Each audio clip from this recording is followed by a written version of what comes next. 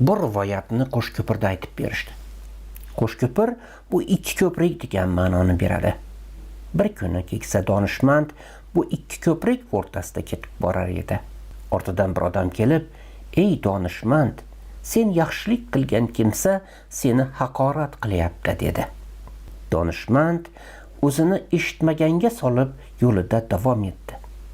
Keyin yana bir odam kelib, "Sen qo'ylaringni ishongan odam aslida qashqir ekan.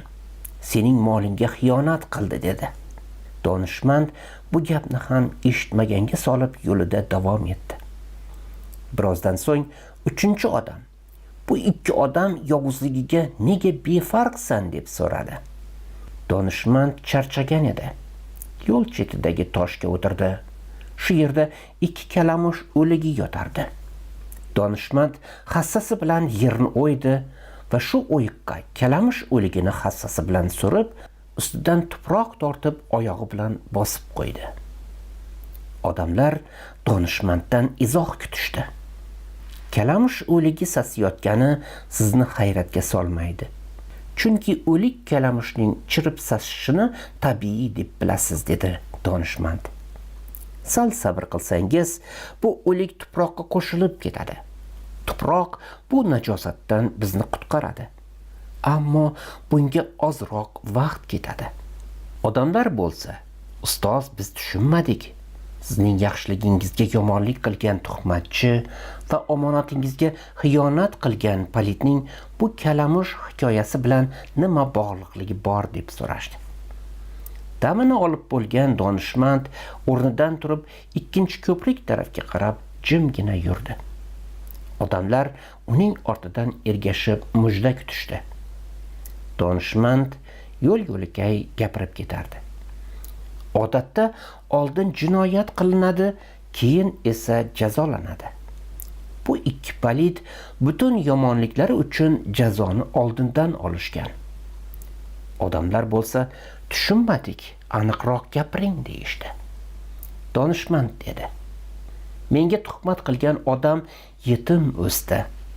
Yaratgan uni ota mehridan judo qildi. Yaxshi yemadi, kiymadi, baxil, yolg'onchi va ichqora bo'lib ulg'aydi. U zohiran erkak bo'lib tug'ilgan bo'lsa ham erkaklik kuchidan mahrum hezalak edi. U balki erkaklik yuqar deya erkaklar bilan ham yotib ko'rdi, ammo foydasi bo'lmadi. Nomiga uylangan xotini undan nafratlandi. To'shagiga begona erkaklarni olib kelib, shu xo'ja ko'rsin eriga oshkora xiyonat qildi. Tuhmat qilgan odam shu tariqa jazolandi. Keyin u xotinimni o'ldirib bering deb boshqa erkaklarga iltijo qilish asnosida tahqirlandi. Yolg'on gapirish va bu yolg'oni fosh bo'lishidan qo'rqib yashadi.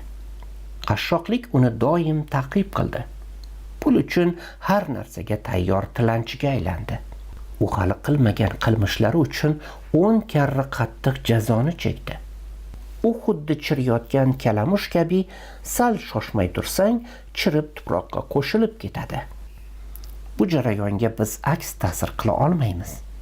Balki hassamiz bilan ustini ko'mib qo'yamiz xolos, dedi donishmand va yo'lida badar ketdi. Odamlar uning orqasidan yurib, qo'ylaringni yegan qashqir haqida nima deysan deb so'rashdi. Donishmand u ham oldindan jazosini olib bo'lgan dedi. Shu yerga kelganda odamlar orasidan biri chiqib donishmandning gapini tasdiqladi. Donishmand moliga xiyonat qilgan odam qamoqda zo'rlangan va o'z qizini boshqalarga peshkash qiladigan pastkash edi. Odamlar donishmand hassasidan qolgan o'yiqqa ko'milib chirishda davom etayotgan ikki kalamush o'ligiga qarashdi. Bu ikki jasad donishmandga yomonlik qilgan ikki paliddan ko'ra yaxshiroq ko'rinardi. Og'a, endi qissadan hissa nov bo'ldi. Jazosini oldindan o'taganlarni jazolashga hojat yo'q. Ular kalamush o'ligi kabi bir muddat sasib yo'q bo'ladi. Oldin kinozalga tomoshabinlar bilet olib kirardi. Shu bilet puliga kino xarajatlari qoplanardi. Iltuz videolavhalari esa tekin. bemalol tomosha qilavering. Ammo siz azizlardan kichik bir iltimos, like qo'ying va qo'ng'iroqcha rasmini bosib obuna bo'ling. Bu qo'llovingiz bizga madad bo'ladi. Hayt degan tuyaga madad.